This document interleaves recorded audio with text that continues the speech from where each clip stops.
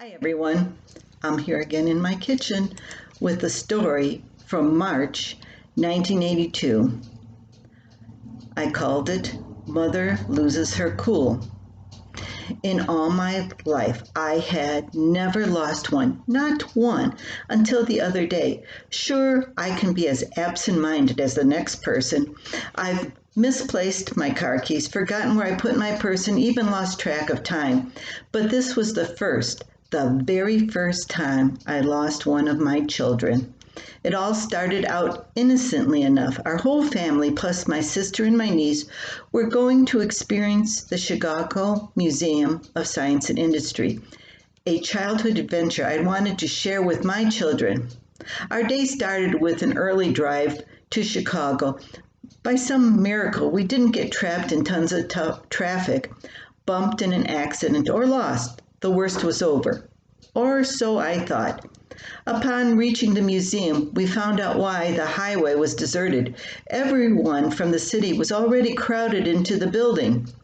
With a sigh, we entered too.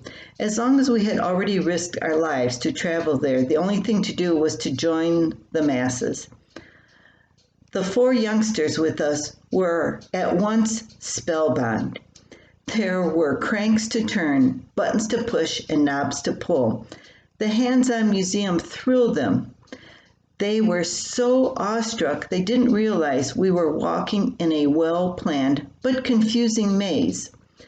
When one wrong step would lead them to an unexplored world, Becky took that step. One moment she was there, the next she disappeared into the twilight zone. Immediately, her brother and cousin wanted to fan out and look for her. I, of course, the cool, calm parent that I am, said, "No, don't you dare move from this spot. We want someone to take back to Wisconsin." Daddy anchored our search team with what was left of our dwindling group, while Auntie and Mommy went in opposite directions to scour the building. I retraced our tracks again and again, every 5 minutes returning to the anchor in case Becky had shown up. The minutes ticked away, and so did my calm. I began having vivid images of my daughter. I imagined poor little Becky weeping in some deserted corner, looking for her mommy. Then I envisioned that some childless couple had abducted her to fill their empty nursery at home. One cannot run shouting and crying for their child in such a large, crowded museum. It would be useless.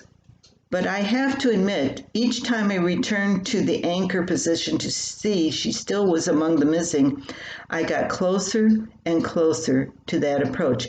Finally, after about half an hour of sheer torture, my sister appeared with Becky.